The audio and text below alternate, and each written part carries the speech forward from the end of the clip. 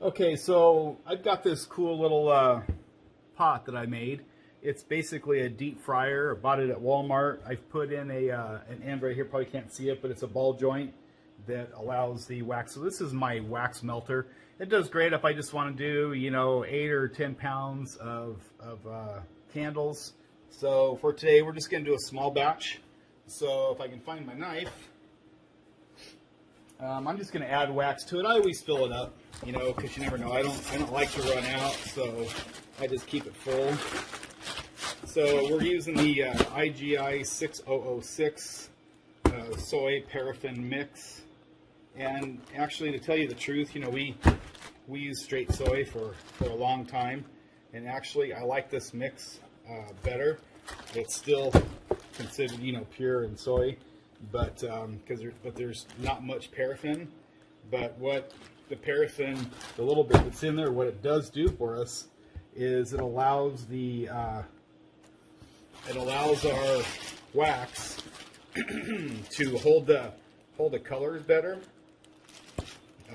throw the fragrance better, and so all in all, I like it much better.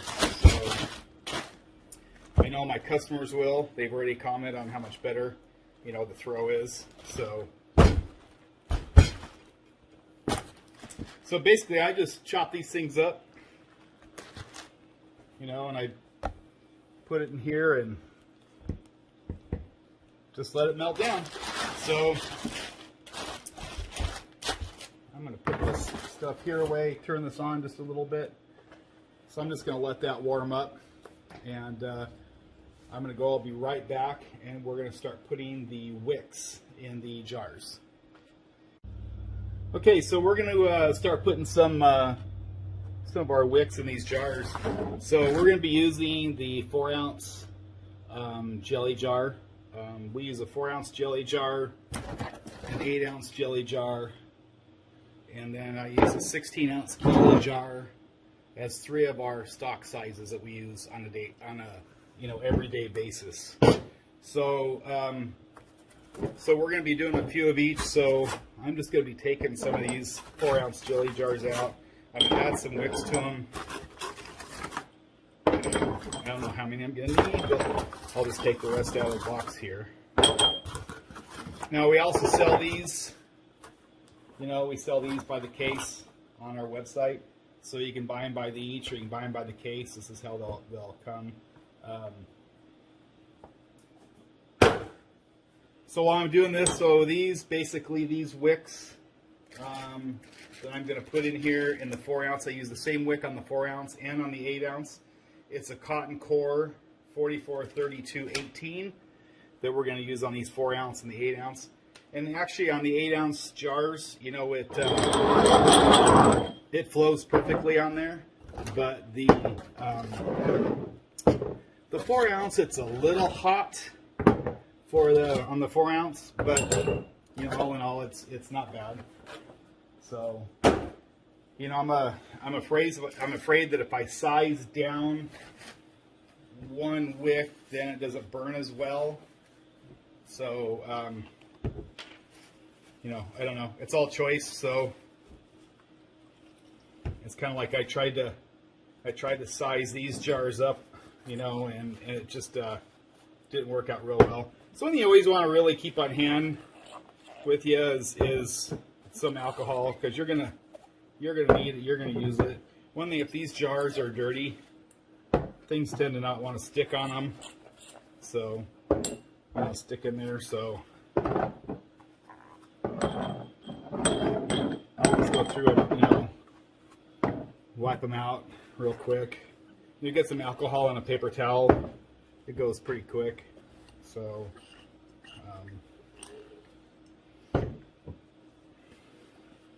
so while we're waiting for our wax to melt there, I kind of keep that on so it's fairly slow. We don't need it to be melting really fast. One thing you do not want to do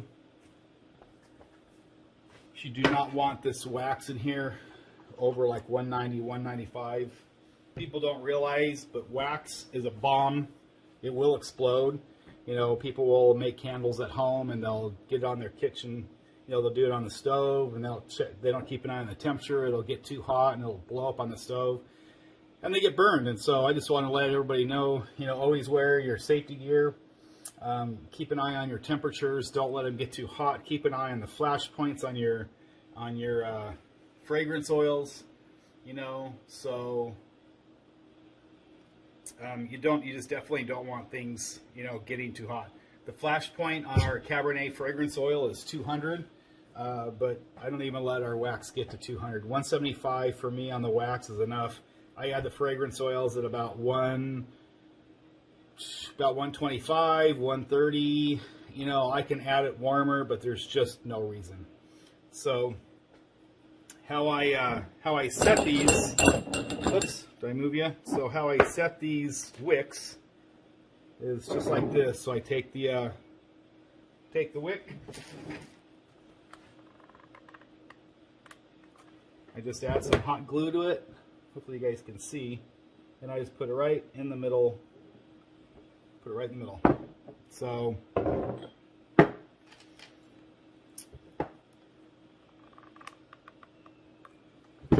these are our little 4 ounce. We gotta let them dry. We gotta cut the wicks. But so basically, easy way to do it. Make sure you get the hot, you know, the hot wax. So the high temp wax, because the oil does get hot. So I'll show you my trick for doing these 8 ounce. I made this little stick right here, and I kind of do the same thing. I just put wax on the end here. Hope you guys can see. I put that in the jar down in the bottom, and I just kind of tamp it down with this stick. But because I've cut that, since I've cut the center out of there, I'm able to set that stick right over the top of the wick. I can get a good, you know, even pressure of it down. I like to put enough glue that the glue also, you know, runs out around the side of, you know, you can see it on the bottom there, and it runs out on the side of the jar. So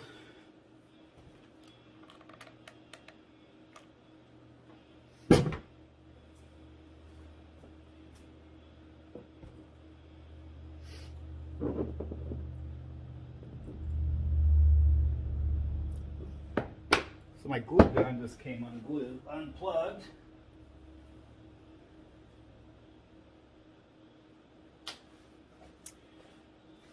So again, we're gonna. So those wicks are a cotton core 44, 32, 18. I use those for a 4 ounce in our 8 ounce jelly jars. So for the 16 ounce canning jar, I use a 51, 36, 18 for this one. So this is what this wick looks like. You know, it's the same length. I get them pre-tabbed. I'm actually going to be selling these also on our website, cwapothecary.com. But so these are pre-tabbed. They're ready to go. I just don't find it cost-effective to stand here and put all these tabs on. For the cost of the wicks, it's just easier to buy them pre-tabbed. So again, we just do the same thing here on this size. I use put it down in the middle of the jar, use my stick. Can you guys see? I think so. And I squish it down in there. So I'm only going to do a couple 16 ounce here. So I like to put more together than what I'm going to use, because I don't like to run out of jars either when you've got a whole bunch of wax. So I do a bunch of these up, and then if I have leftovers, then I just have leftovers for next time. Anyways, I'm going to get these all done, and I'll bring it back. So while we're still working on these jars and these wicks, this is ultimately what they're going to look like. So I glue them in there. I just use a stick. You know, you can buy the pieces of metal. We do lots of them. I just use a stick. It's a little bit bigger than a toothpick. It's what we use to make our candy bar bouquets with. But I'm just going to go through here and cut, you know, some of the length of these wicks off. When you get pre-tabbed wicks, you know, they're all the same length. So sometimes they're going to be a little bit longer. Sometimes they're going to be a little shorter. But so I'm just going to cut these off. We don't need all that length.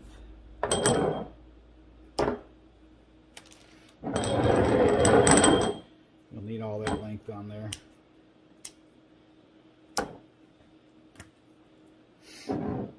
Okay, so you know, our 8-ounce,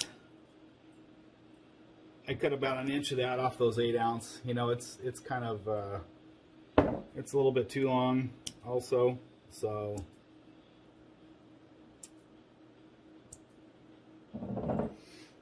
you know, again, take an inch of it off. It works. Our big ones, you know, it's perfect, you know, out of there. So so this is my very professional way of winding the stick. So I wind the wick around the stick just like that. I tighten it up, and there you have it. So it just allows me to move it after we pour the wax.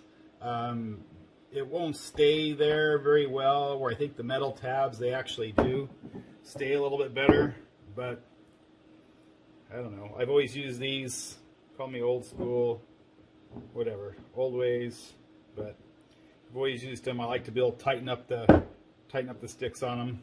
So I'm going to go through here and add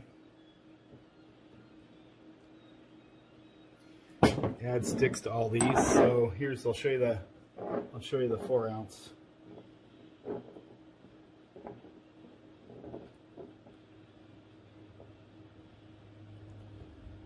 So I just do the same thing with the stick, you know, whatever you need. You just don't want the wick. You want the wick to be straight up through the center of the handle, and you want to, you know, after you pour the wax, you want to be able to manipulate it a little bit. So, you know, get whatever you need, whatever works. I found these to work because we have lots of sticks for candy bar bouquets, so it works for me. In fact, I don't think I've cut any more. We keep them all in a container, and so I think I've been good with that. So I'm going to get these finished, get them set up. We're going to get this wax to melt down, and then I'll be back. Hey guys, this is Robert from CW Apothecary, cwapothecary.com. Today we're going to be making some Fraser Fir candles. We're going to do some 16-ounce, some 8-ounce, some 4-ounce, and again our clamshell melts. So we're going to be using this Fraser Fir right here. It's from Clearwater Candle Company, but also that's our same company at CW Apothecary. We do provide these fragrance oils for candles and for hand soap. So we have our wax sitting here. So we're using an IGI 6006 soy and paraffin blend. So we've taken these down. We've got our 4-ounce jars ready. So I've got a video that I'll put on there about setting the wicks and what kind of wicks that these are, but I just put a stick in them to keep them centered. This is our 4-ounce jelly jar. We sell them by the case of 12. You can buy them by the each, but we have them by the case of 12. This is our 8-ounce jelly jar. It's ready to go too. We sell them in the case of 12. And here's our 16-ounce canning jar that we sell. We sell that in a case. So we use all cotton wicks. The cotton wicks have no lead in them. They're hand woven. So we do get our wicks. They're pre-tabbed. Here's our regular. Here's just our 6-piece clamshell melt. You know. So we will be adding these all in. We're going to be doing Fraser Fir. So one of the things that we need to do is let me dip the camera down.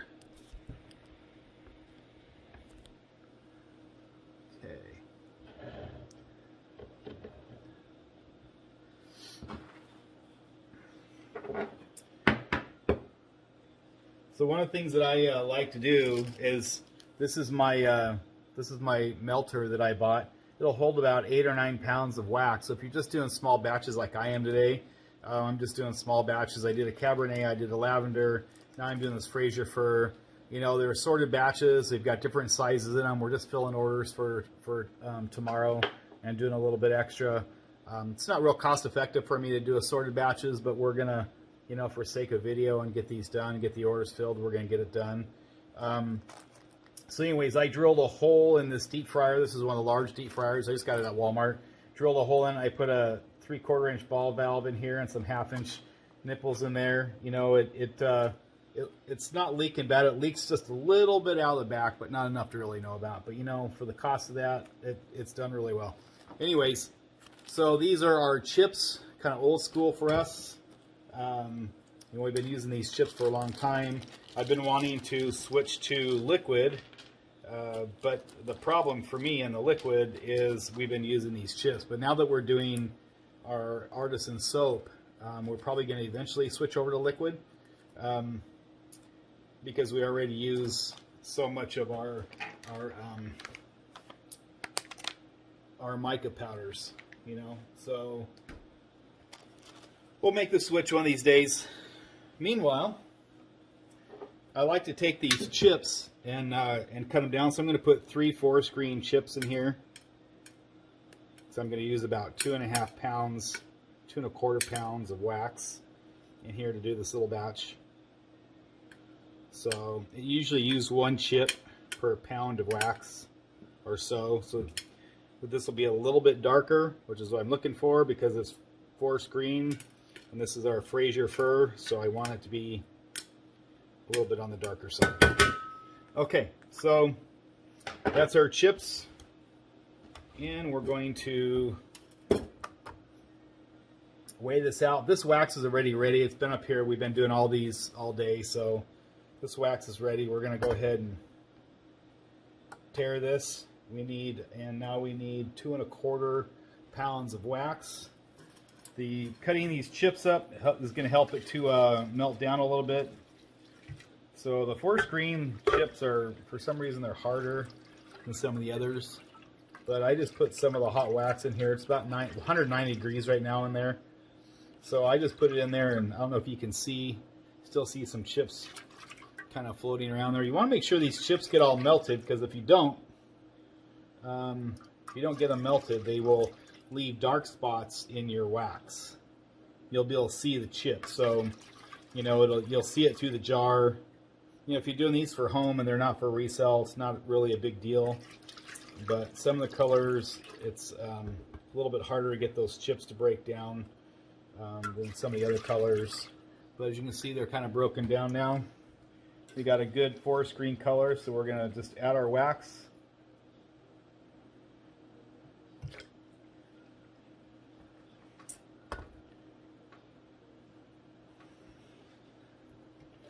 One and 2/3, and we're shooting for about 2.25. So we're at 2.1.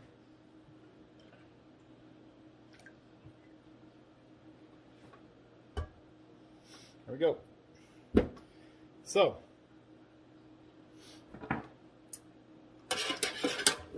right now we just need to stir this.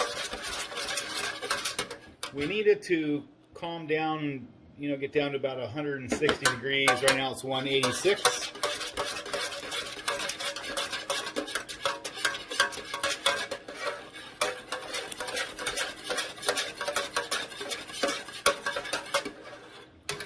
So one thing you need to make sure is that you unplug your wax, you unplug everything, because that wax in there right now is at 190 degrees. So we're going to make sure we don't get burned.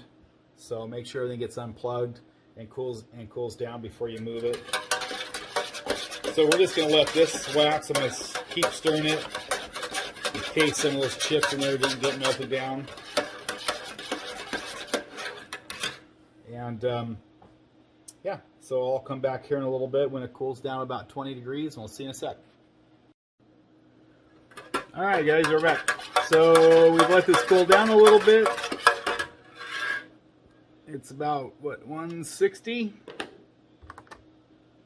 So now we have to add about 2.5 ounces of fragrance oil to this. So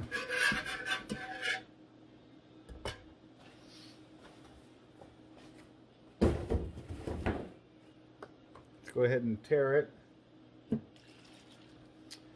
So 2.5 ounces of fragrance oil.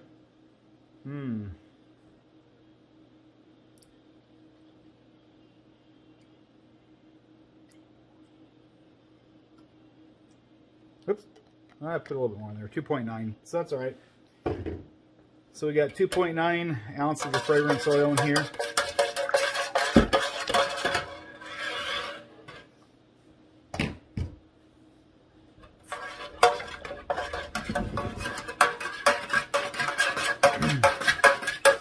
Now we're just gonna stir it in and kind of let it mellow out.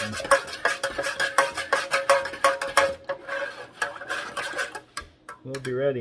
So when you add the fragrance oil, I don't know if you can see in there, but as it starts to cool down and it gets to a temperature where it's starting to cool fast, you can see where some is darker and some is lighter. You know, that's because this is starting to set up and starting to cool down. So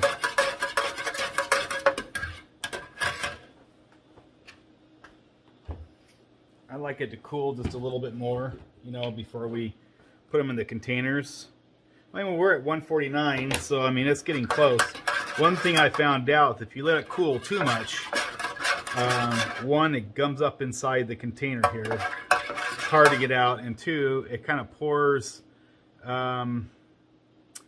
like oil a little bit, and so I don't think it adheres to the glass containers as well when you pour it a little cooler. So I can see that this is, you know, we're getting there.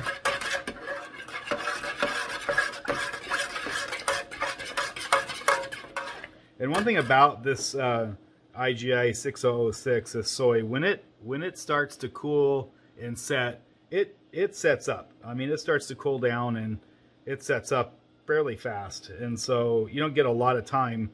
I mean, the other candles I already poured, they're already set up and stuff tonight. So tomorrow, you know, we'll be able to. We still got some prep to do tomorrow, so I'll get with you guys tomorrow on this, on the additional prepping that we got to do before we send them out.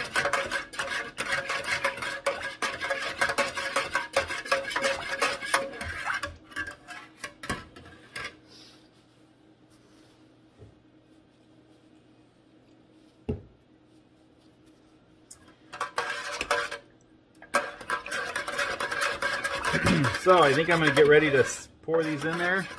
I think you can see me in the camera, so I also can tell when it's ready to pour just by how it flows off the spoon when I take the spoon out of the jar. It's weird. I've done this for so long that, you know, it's just one of those things that you know. So here we go. So I think I'm going to pour the, I don't know if you can see, I'm going to start with the big ones. And I'm just going to work my way back. Again, I kind of know where I need to pour to and stop. There's a little bit of a line in there. And you know, hand-poured candles, we're not all perfect. I know about where to go with it all the time. But, you know, our candles here, they're 100% natural. We pour them in small batches, as you can see. We usually do much bigger batches than this, of course. I'm just filling in some of the stuff that we're out of to fill orders. But this Fraser Fir that we're pouring right now actually is it's a new fragrance for us. So we just had all the labels and everything done. And I have some more. And I don't have any more containers. So I don't know how much it's going to pour in this container, but probably not fill it. Nope. So that container will be for us. We'll we'll just burn that one ourselves here as a test so we can just see how it goes. And remember, I told you keep lots of stuff by. It's you can see how that's already starting to turn a color right there. It's cooling in that jar. Of course, we put it in cool containers, so it's gonna cool in there a little bit faster. But I don't do anything with them until tomorrow, so I'll let them sit here all night long and just cure off. And tomorrow I'll have to come in, remove the sticks, and we'll have to melt them down, remove the sticks, and get them ready to go. Melt the tops, and so I can clean up that mess. One of the other things that you always want to do after you pour them is you want to make sure that the wicks are centered in the containers, because if they're not centered, because they may move on you a little bit when you pour, if they're not centered, your candle won't burn straight down. So those are centered. We got them all done. That's our Fraser Fir. If you like our video, please subscribe and like and hit the little bell and all that kind of stuff you got to do to keep us going on YouTube. Anyways, we will continue tomorrow with the final preparation of these, so you can see what they look like when they go out the door. Talk to you tomorrow. Okay, so we've let these. This is our Fraser Fir. So this is going to be one that we're just going to burn on our own. This is just some extra that we had. So I'm going to set that aside. But, they set up overnight for whatever reason. I don't know if you can see the hole. So we always have to melt down, the tops when they're done. So I come through here and I cut the wicks off. I cut these things off the wicks, make the wicks about, a quarter to a half inch. I like them about a quarter.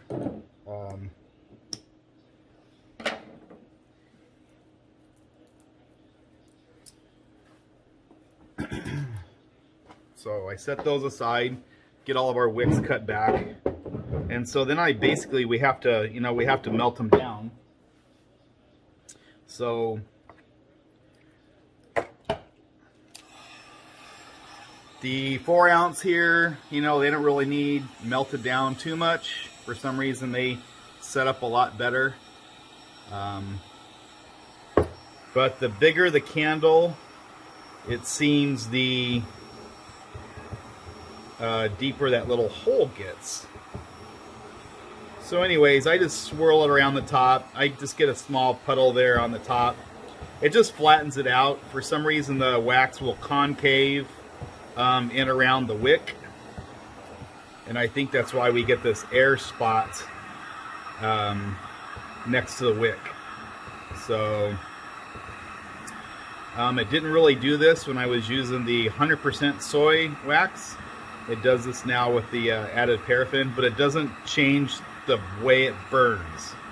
So it's just the overall appearance after the candle has set. So as you see, I just get a small puddle. It fills in that hole, and it flattens the candle on the top. So basically, it's aesthetically more pleasing.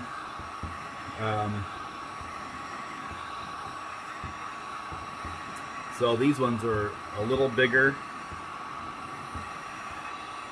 Take a little bit more melting. You got to watch your heat gun too. If you get a really hot heat gun, it'll actually burn the wicks. So I like to just go around the outside edge, and you can tell when you get it, enough burned down that it'll fill in that hole, and that darkness will kind of go away. Sometimes on those 16 ounce candles, I got to do it twice. So, and I don't know if this hole is caused from, I reset the wick after I poured in to make sure it's, in the middle. I don't know if that's what it's caused from. I don't really know. I've never really figured it out, but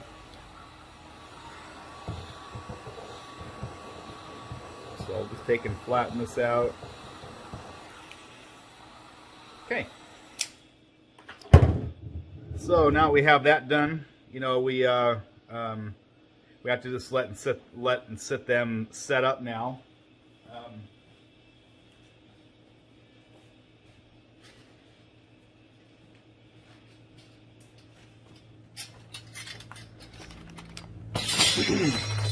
So this is also, we put these pewter lids on everything. You know, I like the way that they're stamped because people can smell the candle through the lid without having to take it off.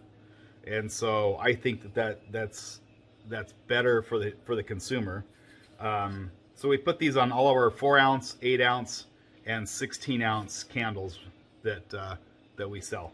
So again, here's one of our 6-piece candles, the melts. Now these are 2.75 ounces. So, you know, basically this one here, it's going to be ready to go.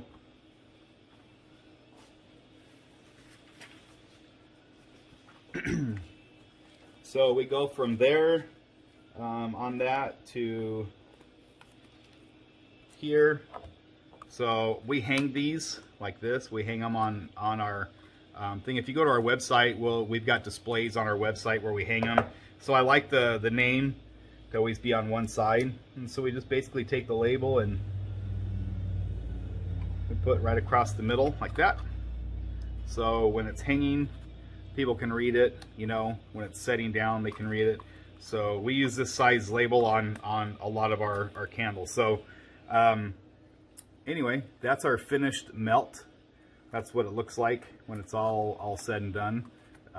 We can get this one ready to ship. This is a new fragrance for us, so we have to take pictures of them. So I'll just send that over there to the photo guys to take a picture of. So here's one of our 4-ounce. It's ready to go. So, you know, I didn't have to melt it down a lot. It's just enough to level it out. We put the lid on. And then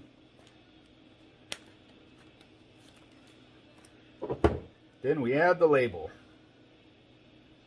I don't know if you can still see me, but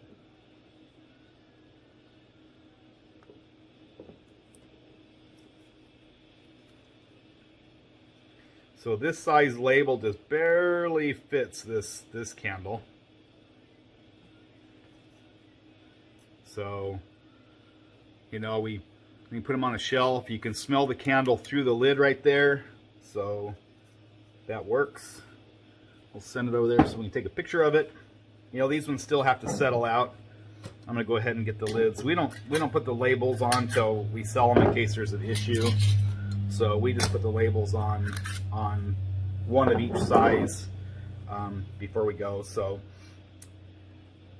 yeah, these have got to settle out. You can see in this one, it's still making a little bit of a dimple. So we'll have to heat this one again just a little bit to flatten off that spot. We'll probably have to heat all of these just a little bit more. So, you know, when it's done. So we will put the labels on those 2 sizes after a while, and we're going to move on to the next one. So if you like our video, please hit subscribe and the bell, share, all that kind of stuff.